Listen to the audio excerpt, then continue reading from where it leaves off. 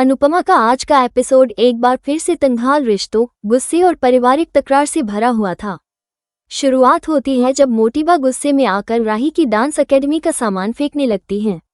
राही की कोशिशों के बावजूद मोटिबा शांत नहीं होती और राही से कहती है कि इस घर में जिस तरह का माहौल बना हुआ है उससे वो अब थक चुकी हैं। राही आश्चर्यचकित होकर पूछती है कि वो कब तक गुस्से में रहेंगी। इस पर मोटिबा का जवाब होता है, जब तक तुम्हारी जैसी बहू इस घर में रहेगी तब तक गुस्सा ही कर सकती हूँ। ये सुनकर राही और भी परेशान हो जाती है। मोटिबा राही से पूछती है कि पाकी उनके घर पर क्या कर रही है। पाकी की ओर से कुछ कहने की कोशिश होती है, लेकिन मोटिबा उसे ताना मारते हुए कहती है, तुम अपने पार्लर में जाकर काम करो, यहाँ क्या कर रही हो। फिर मोटिबा राही को ताने देती है कि उसे ख्याति और माही की कोई परवाह नहीं है और यह भी कहती है कि उसे संस्कार की कमी है। क्या खानदान की बहू इस तरह से व्यवहार करती है। तभी प्रेम, अनिल और राजा वहां पहुंचते हैं। मोटिबा गुस्से में आकर एडमिशन फॉर्म फेंक देती है और राही उसे पकड़ लेती है। राही दुखी होते हुए कहती है, इस पर मेरे पापा का नाम है, कृपया उसका अपमान मत कीजिए। प्रेम इस दौरान राही का समर्थन करते हुए मोटिबा से कहते हैं, इन लोगों ने कौन सा अपराध किया है जो आपको इतना गुस्सा आ रहा है। हर परिवार में छोटे बड़े का आदर करते हैं, लेकिन इस घर में क्या हो रहा है। अनिल भी प्रेम का साथ देते हुए मीता के पक्ष में बोलते हैं, लेकिन मोटिबा का कहना है कि ख्याति खुश नहीं है। इस पर मीता जवाब देती है, क्या मैं आपकी बहू नहीं हूँ, मुझे किस बात की सजा दी जा रही है। प्रेम फिर से बोलते हैं, इस घर में जो सीधा होता है उसे दबा दिया जाता है। तब ख्याति अपनी प्रतिक्रिया देती है और कहती है, तुम जिसे सीधा कह रहे हो उसने और उसकी माँ ने इस घर की खुशियों को बर्बाद कर दिया है। इस पर ख्याति राही पर गुस्से में आकर उसे ताने देती है और मोटिबा उसका समर्थन करती हैं। प्रेम, अनिल और राजा अपनी पत्नियों के पक्ष में खड़े हो जाते हैं, जिसे देखकर मोटिबा हैरान हो जाती हैं। प्रेम बड़े ठंडे स्वर में कहता है, हमारी पत्नियों को चैन से रहने दीजिए, लेकिन मोटिबा जवाब देती है, तुम हमारा अपमान कर रहे हो। प्रेम सधे हुए शब्दों में कहता है, मैं सिर्फ अपनी पत्नी का सम्मान कर रहा हूँ। इसके बाद मोटिबा और ख्याति गुस्से में वहां से चली जाती हैं। अनिल राही से कहता है कि उसे अब इस सारे तनाव को नज़रअंदाज करके अपनी ध्यान में लगना चाहिए और सबको माफ कर देना चाहिए। प्रेम भी उसे प्रेरित करता है और कहता है कि उसे आगे बढ़ने के लिए साहस की जरूरत है। दूसरी ओर अनुपमा शंख बजाते हुए अपनी डांस प्रैक्टिस में जुट जाती हैं। मनोहर जी, जसप्रीत और सरिता को डांस सिखा रहे होते हैं। सब लोग काफी मेहनत कर रहे होते हैं, लेकिन जब मनोहर जी सरिता को टोकते हैं कि वो कुश्ती नहीं डांस कर रही हैं, तो सरिता परेशान हो जाती हैं। अनुपमा कहती है, सरिता को सीखने में थोड़ा समय लगेगा, लेकिन वो बेहतर करेगी। फिर सभी वापस डांस प्रैक्टिस में लग जाते हैं। इसी बीच मनोहर जी फिर से सरिता को टोका देते हैं, जिससे वो और भी परेशान हो जाती हैं। इस पर अनुपमा उसे हिम्मत देती है और खुद डांस स्टेप करके दिखाती है। ये देखकर सब लोग हैरान हो जाते हैं। जसप्रीत अनुपमा से पूछती है, क्या आपको भी डांस आता है। अनुपमा ने साफ इनकार करते हुए कहा, नहीं, लेकिन मैं इसे सीखने की कोशिश कर रही हूँ। मन ही मन अनुपमा सोचती है कि वो कभी भी स्टेज पर वापस नहीं लौटेगी। इसी दौरान अनुपमा की नज़र रीता पर पड़ती है, जो रिहर्सल देख रही होती है। अनुपमा उसे डांस की प्रैक्टिस में शामिल होने के लिए कहती है, लेकिन तभी रीता की सास आकर अनुपमा पर आरोप लगाती है कि वो औरतों को बिगाड़ रही है। रीता की सास कहती है, रीता को घर भेज दो ताकि वो मेरे बेटे के लिए रोटियां बना सके। अनुपमा जवाब देती है, सरिता भी तो डांस कर रही है, क्या वह भी गलत है। लेकिन रीता की सास सरिता के पति को लेकर टिप्पणियां करती हैं, कहती है कि वो तो बेवड़ा है। इस पर सरिता गुस्से में आकर दोनों में बहस हो जाती है। देखते ही देखते ये बहस सभी औरतों के बीच झगड़े में बदल जाती है। अनुपमा इस सारे घटनाक्रम से परेशान हो जाती है और स्थिति को शांत करने की कोशिश करती है। दूसरी तरफ अंश और प्रार्थना बारिश में मिलते हैं। अंश पूरी तरह से भीग जाता है।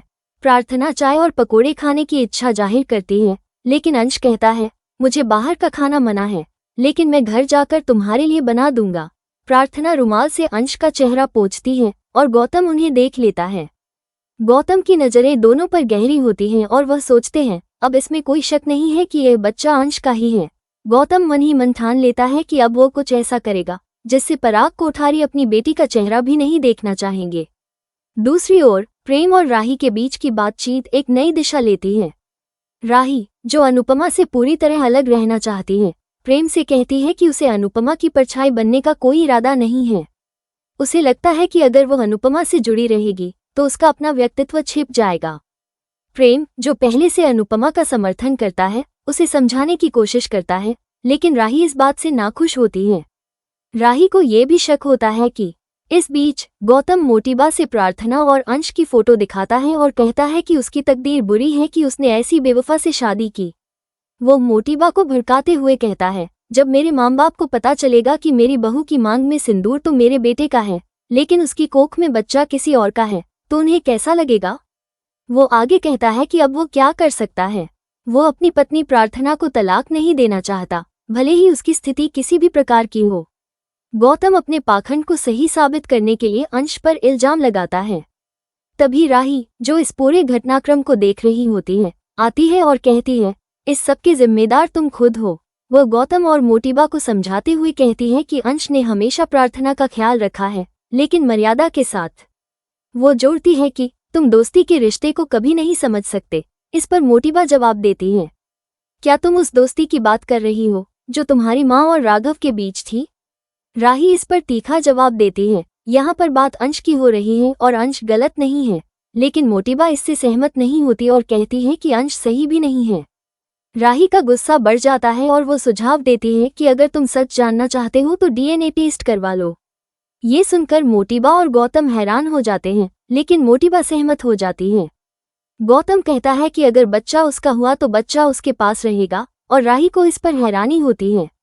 दूसरी तरफ रीता कचरा फेंकते हुए बेहोश हो जाती है और अनुपमा उसे संभालती है। अनुपमा उसे आराम से बैठाती है और उसकी चोट के निशान देखती है। अनुपमा उसे डांटते हुए पूछती है, तुम कब तक अपने पति को बचाती रहोगी।